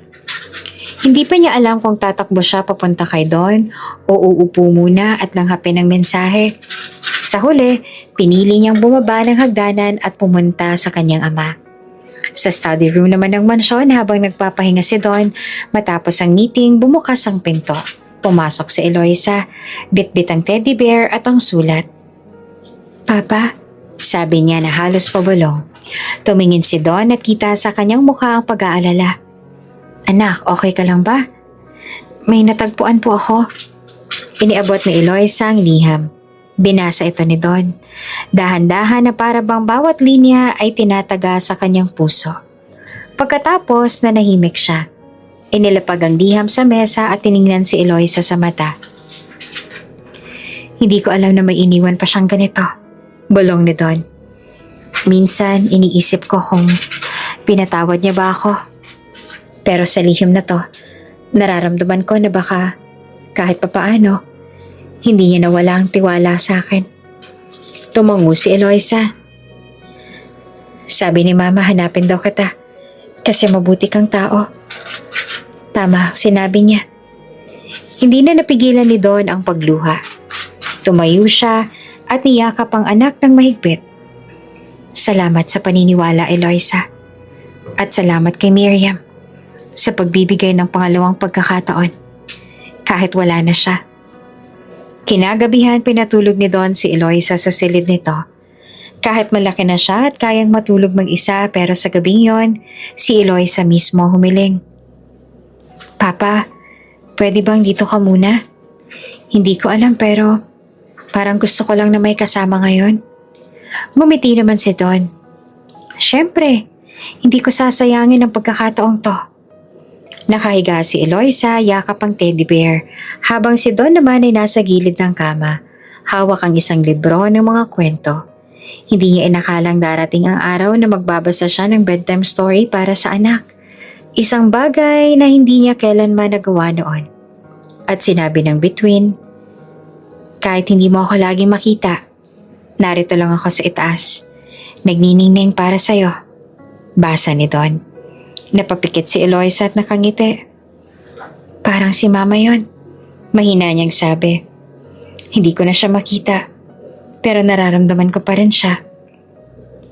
Oo, anak, sagot ni Don. Hinahaplos ang buhok niya. At habang ako'y nabubuhay, akong magiging tinig ng alaala niya. Kinabukasan habang kumakain ng almusal, tinanong ni Don si Eloisa. May naisip ka na bang kanta para sa wildcard entry mo sa finals? Tahimik muna si Eloisa. Tiningnan niya ang songbook na nakabukas sa tabi ng cereal bowl niya. Gusto ko pong gumawa ng sarili kong kanta. Isang kanta tungkol sa hindi ako katawa-tawa. Nagkatinginan silang mag-ama. Ang ganda ng pamagat, sagot ni Don. Gusto mo bang tulungan kita sa lyrics? Gusto ko pong simulan na mag-isa, sagot naman ni Eloisa. Pero gusto ko pong basahin niyo pagtapos na. Deal, sagot naman ni Don, sabay ngiti. Pero kahit wala pang lyrics, gusto kong malaman mo, hindi ka kailanman naging katawa-tawa, Eloisa. Kahit kailan. At sa simpleng almusal na yon, sa mansyon na dating puno ng katahimikan, unti-unti nang bumuo ng bago nilang awitin ng mag-ama, isang himig ng pagtanggap, paghilom at pag-ibig na ipinasa mula sa ina sa anak at ngayon sa isang amang muling natuto kung paanong kumanta ng may damdamin. Puno ng ingay ang Studio 5 ng Network 8 sa araw ng wildcard showcase ng Patawa Kids Got Talent. Hindi ito ordinaryong episode. Ito ang pagkakataon para sa mga batang kalahok na minsang na-eliminate o ginamit lamang bilang filler acts para muling tumapak sa entablado at patunayan ang kanilang kakayahan. Ngunit, higit sa lahat, isa itong pag-asa para kay Eloisa Salvador, ang batang minsan ginawang katatawanan, ngunit ngayon muling haharap sa spotlight. Hindi para matawa ang mundo, kundi para maramdaman nila ang kanyang tinig. Sa backstage, abala ang mga crew. May mga batang umiiyak sa kaba. May mga ina na nananalangin. May mga coach na sumisigaw ng, "Hinga! Smile! Big note!" Ngunit sa isang sulok, tahimik lamang si Eloisa. Nakasuot siya ng simpleng blue dress. Walang palamuti, walang labis. Bitbit niya ang kanyang songbook at ang lyrics ng sariling likhang kanta. Hindi ako katawa-tawa. Lumapit si Don, suot ang casual na jacket at simpleng jeans. Iba sa nakasanayan niyang formal na damit bilang CEO. "Handa ka na ba?" Mahinahon niyang tanong. "Hindi ko alam," sagot ni Eloisa. Itinapat sa dibdib ang papel ng kaniyang kanta. "Pero sigurado akong gusto ko na tong gawin." Tumango si Don. "Tandaan mo anak, hindi mo kailangang magpakitang gilas. Magsalita ka lang sa kanta mo. Kung totoo ang laman ng puso mo, mararamdaman ng lahat." Huminga ng malalim si Eloisa. "Para kay mama, para sa foster family ko, para sa mga batang katulad ko, at para sa sarili ko na matagal ko nang itinago." "Ladies and gentlemen," sigaw ng host, "narito ang batang minsang pinagtawanan, ngayoy pinapalakpakan, ang boses ng bagong pag-asa, Eloisa Salvador." Pagbukas ng ilaw, tumambad sa entablado ang isang simpleng upuan at mikropono. Walang props, walang backup dancers, walang fireworks. Ang tanging bitbit ni Eloisa ay ang kanyang tinig at ang kantang isinulat niya mula sa pinakamasakit at pinakamatapang na bahagi ng kanyang buhay. Tumingin siya sa audience. Sa gitna ng liwanag, nakita niya si Don, nakaupo sa front row. Nakangiti. Sa likuran nito, naroon sina Ate Violi at ang kanyang mga kapatid sa foster home. May hawak na banner na may nakasulat, "Hindi ka na mag-isa." Tumulo ang luha sa mata ni Eloisa bago pa man siya umawit, pero hindi siya umatras. Huminga siya ng malalim at nagsimula. "Minsan akong tinawanan dahil sa boses kong hindi hulma sa entablado. Minsan akong tinanong, 'Sino ba ang tatay mo?' Hindi ko alam kung sino. Pero kahit walang pangalan, may pangarap akong tinatahe sa gabi. At kahit paulit-ulit nilang sabihin na ako'y isang biro lang sa entablado, hindi ako katawa-tawa. May kwento akong hindi niyo pa naririnig. Sa bawat nota ng takot, may tibok ng tapang na hindi niyo mapipigil. Hindi ako katawa-tawa. Ako ang boses ng mga batang iniwan, ng mga batang pinagtawanan, ng mga batang piniling maniwala pa rin." Walang kumilos sa audience, hindi dahil hindi sila natuwa, kundi dahil nabigla sila sa bigat at ganda ng awitin. Walang technical na kulang, walang pa-cute, wala ring kaartehan, puro damdamin, puro katotohanan. Sa bawat linya, naramdaman ng lahat ang sakit ni Eloisa, ang pagtitiis, ang takot, ang galit. Ngunit sa dulo ng bawat chorus, nandoon ang paninindigan, ang tapang na pinanday ng pagtanggap sa sarili. Pagkatapos ng kanta, walang nagsalita agad. 1 segundo, 2, 3, hanggang sa isang babae ang unang tumayo at pumalakpak. Sumunod ang katabi niya, hanggang buong audience na ang nagsisigawan. "Bravo, Eloisa! Mahal ka namin! Salamat sa awit mo, Eloisa! Hindi ka katawa-tawa, ikaw ang inspirasyon namin." Tumayo ang mga judges. Standing ovation. May isa sa kanilang lumapit pa sa entablado at niyakap siya habang umiiyak. At sa gitna ng palakpakan, napangiti si Eloisa kay Don. Tumayo rin ito at hindi na kailangang magsalita pa. Dahil sa mga mata niya, mababasa ang lahat. Paghanga, pagtanggap, pagmamahal. Pag-uwi nila sa mansyon, tahimik si Eloisa. Pero sa kanyang mga mata, may ningning na matagal nang nawala. "Nagustuhan mo po ba, Papa?" Tanong niya habang nilalaro ang pendant ng kanyang kwintas. "Hindi lang ako natuwa," sagot ni Don. Pinisil ang kanyang kamay. "Napahanga mo ako. At higit sa lahat, tinuruan mo ako." "Tinuruan?" "Oo," sagot ni Don. na hindi lahat ng tagumpay ay nasusukat sa yaman. Minsan ang pinakamalaking tagumpay ay ang pagtanggap sa sarili mo, kahit sinasabi ng mundo na hindi ka sapat. Tumango si Eloisa. Salamat, Papa. Ngayon, masigurado na ako kung sino ako. Anak kita, sagot naman ni Don. At proud ako sa'yo. Kinabukasan, pagmulat ni Eloisa ng mata, may bumungad sa kanyang nightstand. Isang maliit na sulat mula kay Don. Anak, salamat sa pagpapaalala kung paano maging tao sa mundong sobrang komplikado. Salamat sa kantang ginawa mong gabay ng maraming batang katulad mo. At salamat sa pagpili mong subukan akong mahalin. Mahal na mahal kita, Papa. Hawak ang sulat, tumingin siya sa salamin, ngumiti. At sa kauna-unahang pagkakataon sa buong buhay niya, hindi siya nakita bilang yung batang inabandona. Hindi yung nakakahiya sa stage, kundi yung isang batang tinanggap at niyakap, hindi lamang ng ama niya, kundi ng buong bayan. Mainit ang sinag ng araw na pumapasok sa bintana ng bagong silid ni Eloisa sa Villarica Mansion. Hindi na ito ang kwartong puno ng lumang laruan at kalawangin na kama. Ngayon, may sariling piano siya, isang maliit na bookshelf at mga picture frame ng kanyang alaala. Kasama si Mama Miriam, ang foster family at higit sa lahat, si Don. Ang ama niya ngayon ay buong-buo na sa kanyang mundo. Ngunit higit pa sa mga gamit, ang pinakamahalagang pagbabago ay nasa loob niya. Sa kanyang puso, naramdaman niya ang bago, hindi takot, kundi kapayapaan. Habang nakaupo sa gilid ng kama, may hawak siyang envelope mula sa isang prestiyosong paaralan ng arts and music. Binuksan niya ito ng dahan-dahan at hindi niya na naiwasang mapasigaw. Accepted na ako! Mabilis siyang bumaba ng hagdan, bitbit ang liham. Papa, Papa! Nakita siya ni Don sa may veranda habang nagsusulat ng kanyang journal. Anak, anong balita? Lumapit si Eloisa at nanginginig sa tuwa.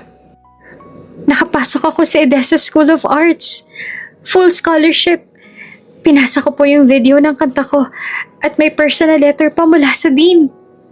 Bumangon si Don at sa gitna ng veranda, mahigpit siyang niyakap. Anak, proud na proud ako sa'yo. Lahat ng ito trinabaho mo. Hindi dahil Villarica ka, kundi dahil ikaw si Eloisa, ang batang hindi sumuko. Ilang linggo bago ang simula ng klase, sinimula na ni Eloisa ang pag-iensayo sa kanyang bagong routine. Tuwing umaga, nagkakape si Don habang pinapanood siya sa mini recital space ng mansyon. May music coach na inarkila upang ihasa pa ang kanyang boses.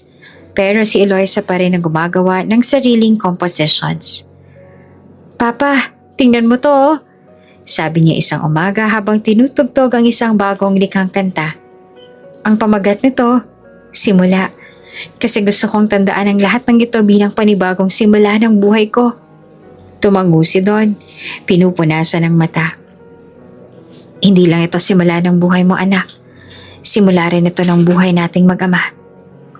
Bilang bahagi ng preparasyon para sa kanyang bagong mundo, nagdesisyon si Don na dalhin si Eloisa sa puntod ni Miriam. Isang simpleng araw, walang anunsyo, walang press, wala ring bodyguard. Sila lang mag-ama, dala ang isang bouquet ng puting lilies at ang lumang songbook na minsang pag-aari ng kanyang ina. Pagdating nila sa sementeryo, lumuhod si Eloisa sa harap ng nicho. Tahimik muna siya. Pero pagkatapos ng ilang minuto, nagsalita siya habang mahigpit ang hawak sa kamay ni Don. Mama, andito na po ako. Pasensya na ko ngayon lang ako nakabalik. Pero dala ko po ang lahat ng itinuro mo. Yung tapang, yung pangarap, at yung boses na kahit minsang pinagtawanan, tinuro mong mahalin. Inalapag niya ang isang sulat sa lapida ni Miriam. Mama, hindi mo kailangang mag-alala. Andito na po si Papa at hindi niya kami iiwan. Tahimik si Don sa tabi, ngunit sa puso niya parang may luhang muling bumaba para hugasan ang natitirang bigat ng nakaraan. Salamat Miriam, bulong niya. Sa huling pagkakataon gusto kong malaman mong pangangalagaan ko ang anak natin. Hindi na siya mag-iisa.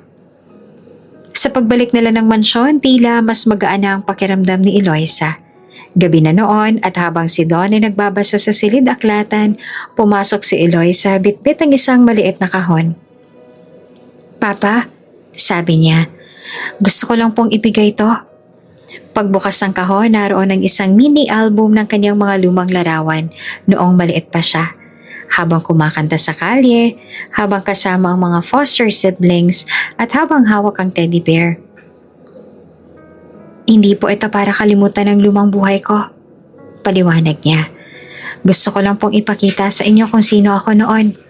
Kasi para sa akin, hindi ako magiging ganito kung hindi dahil sa batang yon." Inilapit ni Don ang album sa puso niya. "Salamat anak, dahil hindi mo itinago ang totoo. At salamat dahil pinili mong simulan muli kasama ako." Dumating ang unang araw ng klase sa Edesa School of Arts. Maagang gumising si Eloisa, suot ang kanyang bagong uniform, dala ang kanyang songbook at lunch bag na may pangalan niyang Eloisa V. Habang sakay sila ng kotse papuntang paaralan, tahimik lamang siya. "Kinakabahan ka ba?" tanong ni Don. "Medyo," sagot ni Eloisa. "Pero excited din. Hindi ko alam kung paano ako tatanggapin ng mga kaklase ko. Baka kilala nila ako mula sa viral video." Ngumiti naman si Don. "Anak, kung may mga tao mang titingin sa'yo dahil sa nakaraan mo, hayaan mo lang. Ipakita mo sa kanila kung sino ka ngayon at kung sino ang kaya mo pang maging." Pagbaba niya ng sasakyan, binigyan siya ni Don ng isang perasong papel. "Nagsimula tayo sa sulat ng mama mo. Ito naman ang sulat ko sa'yo. Hindi mo kailangang basahin ngayon, pero kung sakaling may oras na magduda ka ulit sa sarili mo, sana makatulong ito." Sa loob ng classroom, habang nagkakakilanlan ng mga bagong estudyante, tahimik si Eloisa sa kanyang upuan. May ilang lumapit, may ilang ngumiti, pero hindi siya pilit. Nang maiwasang mapag-isa, binuksan niya ang sulat ni Don. "Eloisa, ang mga mata mo anak, ang liwanag ng buhay ko. Sa bawat nota ng kanta mo, naririnig ko ang paghingi ng tawad ko. Hindi ako naging ama noong kailangan mo ako, pero ngayon, habang lumalakad ka papunta sa pangarap mo, narito ako sa bawat hakbang.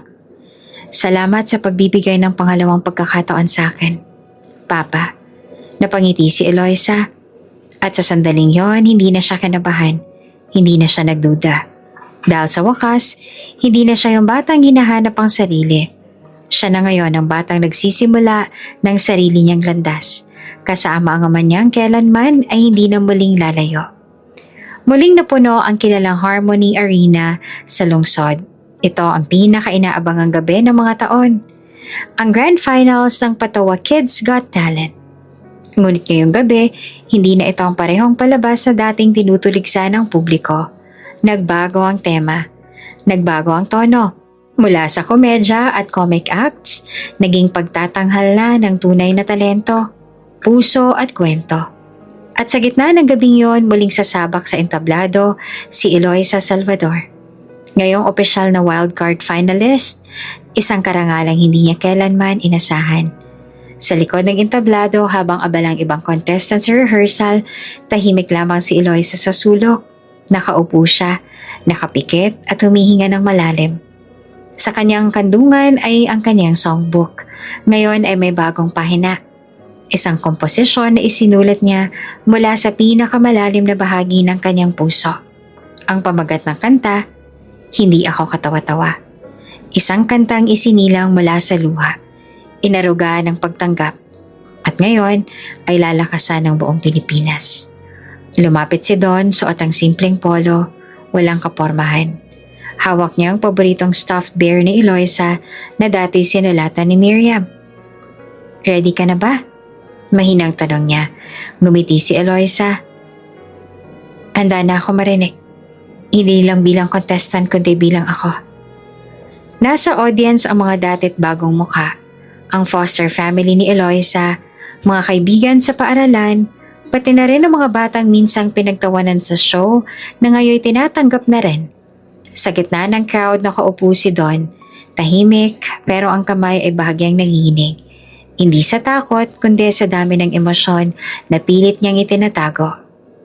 Ladies and gentlemen, wika ng host, narito na ang batang minsang ginamit bilang comic act, ngunit ngayon bumangon bilang tinig ng isang henerasyon. Please welcome, Eloisa Salvador. Lumakad si Eloisa patungong gitna ng entablado. Naka-blue gown siya. Hindi marangya, ngunit eleganteng sakto lamang. May dalang mikropono sa kaliwang kamay at ang kanyang awitin sa kanan.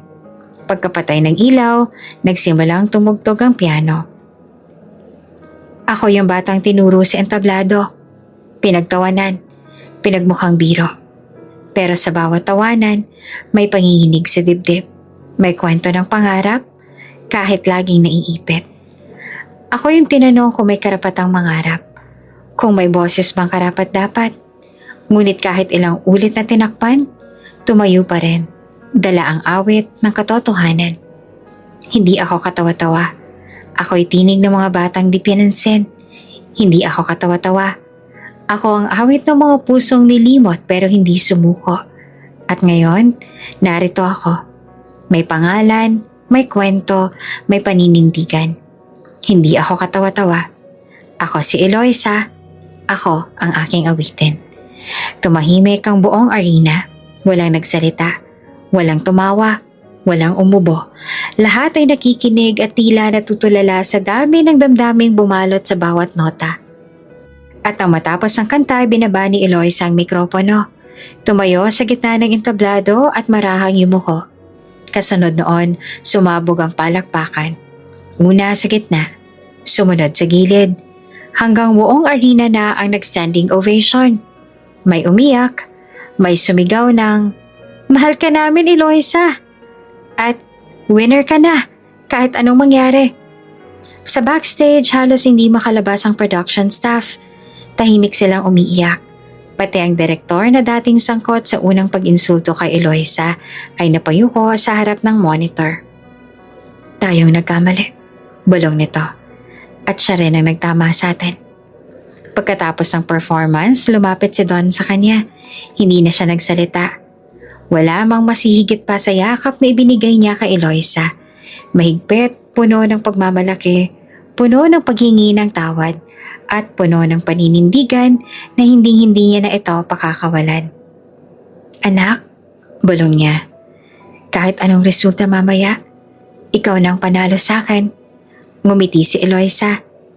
"Salamat, Papa. Pero ngayong gabi, para to kay Mama." Ilang minuto pa inihayag na ng host ang mga hurado at boto ng publiko. Sa lahat ng finalists, isa lang ang maaaring tanghaling grand winner ngayong gabi. At sa boto ng bayan, ang nanalo ay tahimik ang lahat. Eloisa Salvador. Muling nag-ingay ang buong arena. Bumagsak ang confetti. Tumakbo ang mga contestant papunta kay Eloisa para batiin siya. Ang ilang batang nakasama siya sa audition at rehearsal ay sumigaw, "Karapat dapat ka dyan!" Tumulo ang luha ni Eloisa habang inaabot ang tropeyo. Itinaas niya ito. At sa mikropono, marahan niyang binika. Para sa mga batang iniwan, pinagtawanan at hindi pinaniwalaan. Para sa mga foster homes, para sa mga batang walang apelido, para sa mama ko at sa bagong papa ko, para sa lahat ng sumusubok bumangon, hindi kayo katawa-tawa. Kinabukasan, headline muli ang kwento ni Eloisa. Mula sa kalsada hanggang sa corona, Eloisa Salvador, Grand Champion. Hindi ako katawa-tawa. Awit na nagpaiyak sa buong bansa. CEO at anak magkasamang nanalo sa buhay. Sa kanyang bagong silid, inilagay ni Eloisa sa ibabaw ng piano ang tropeyo. Hindi sa gitna, hindi sa altar, kundi sa tabi ng teddy bear na may lihim ng kanyang ina. At habang tumutugtog siya ng bagong himig, isinulat niya sa songbook, "Sa wakas, buo na ang awit ko."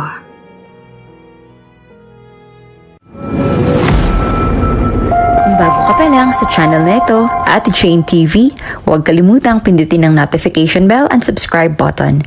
Sana po hindi naman malaking abala sa inyo ang pagpindot ng subscribe button dahil ang kapalit po nito ay ang pagsuporta para makapag-produce ng mga libreng stories sa mga channels ni Ate Jane. Maraming salamat!